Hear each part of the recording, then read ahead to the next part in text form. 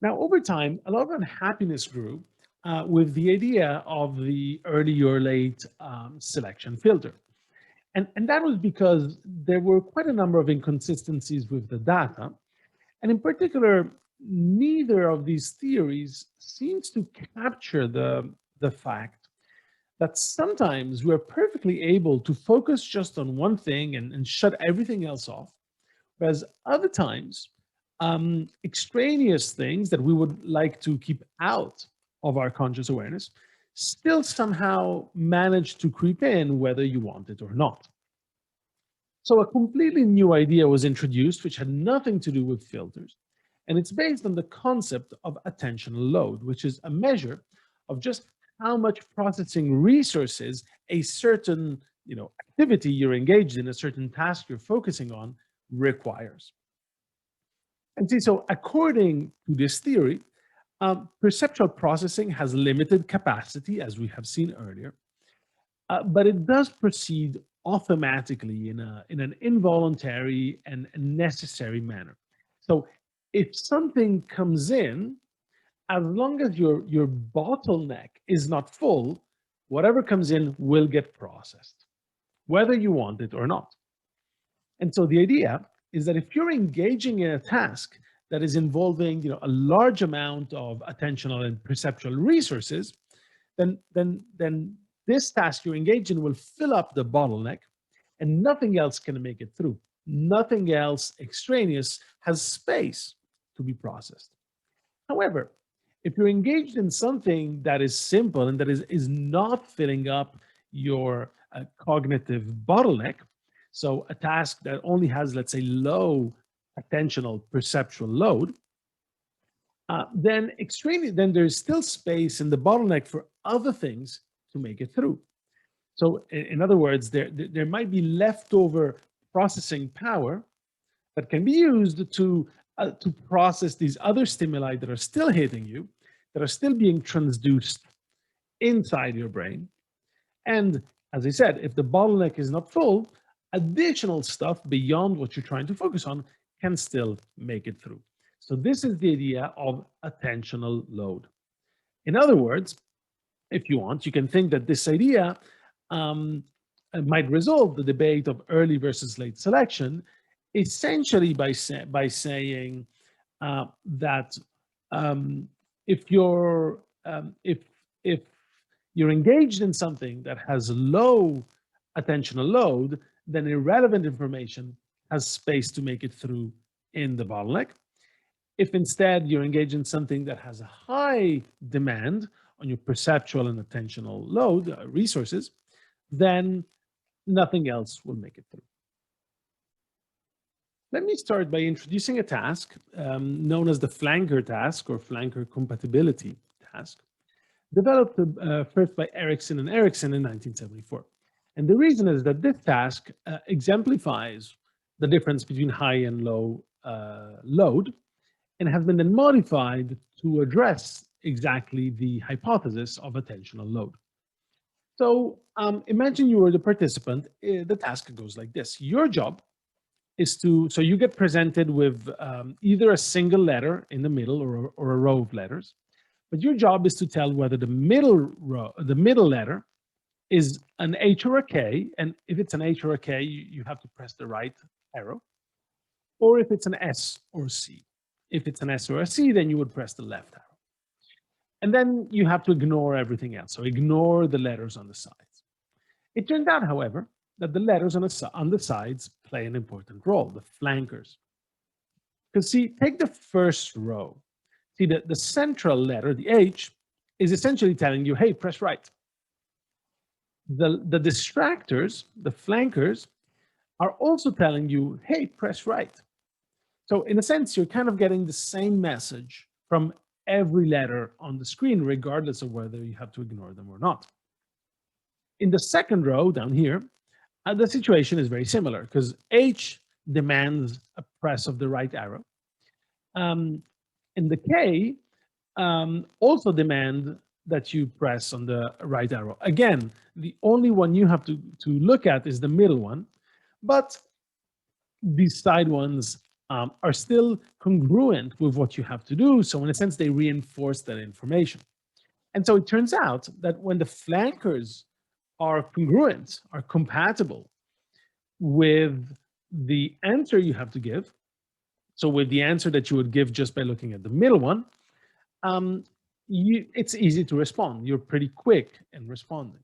What is interesting is the third case, because in the third case, the H is still demanding a right button press, but the S's on the side, you know that S is if S were in the middle, you'd press the left arrow as per the instructions.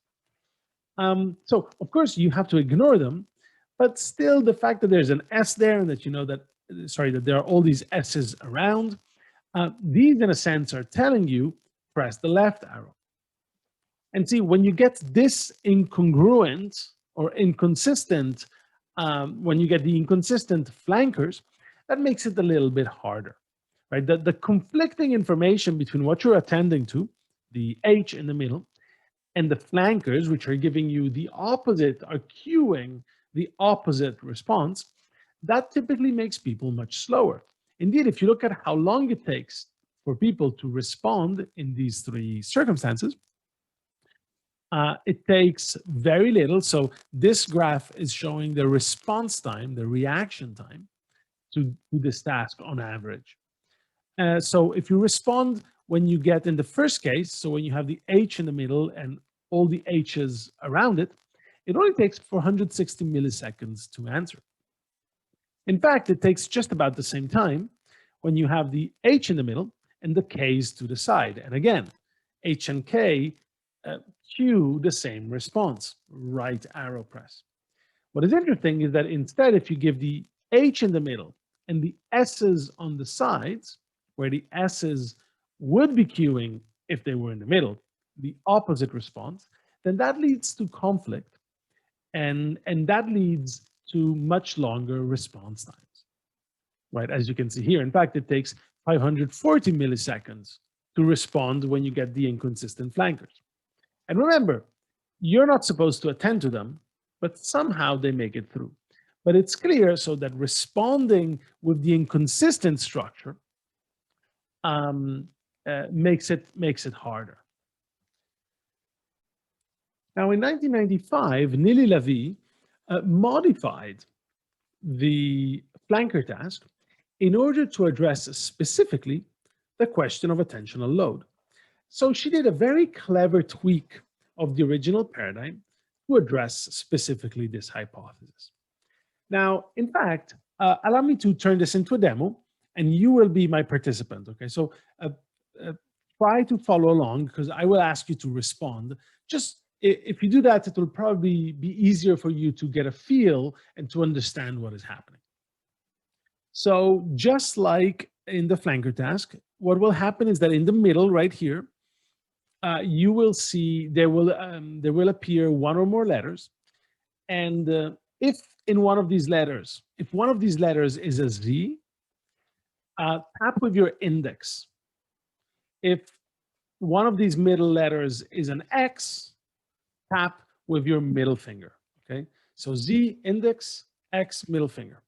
There might be other stuff appearing on top or in the bottom, doesn't matter, ignore it, okay? So let's start from here. Ready? So if you get a Z, index, X, middle finger. Ready? 3, 2, 1. And hopefully, this was pretty easy. You tapped pretty quickly. Let's try it again.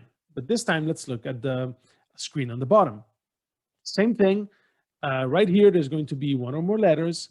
If there's a Z, tap with your index. If there's an X, tap with your middle finger. And again, if there's stuff above or below, doesn't matter. Ready? 3, 2, 1. So probably this didn't take you too long, but it might feel like it took you a little bit longer. And that's because there are many more letters in here. So in a sense, this with only one letter, easy to recognize, is a low load task. It's a low perceptual load task. Whereas this one is a much higher perceptual load task. And now in this task, the flankers are the two letters that here are shown above, but they could also sort of be shown below. And of course, the condition that you just did is a neutral condition in the sense the flankers didn't carry any information, right? They were neutral with respect to what you are trying to do, which is either tap with your index or tap with your middle finger. Let's try again. So let's focus on the top of these two screens. Same as before. If there's a Z, tap with your index. If there's an X, tap with your middle finger. Ready? 3, 2, 1. This should have felt pretty easy. Let's try the screen below. Ready? 3, 2, 1.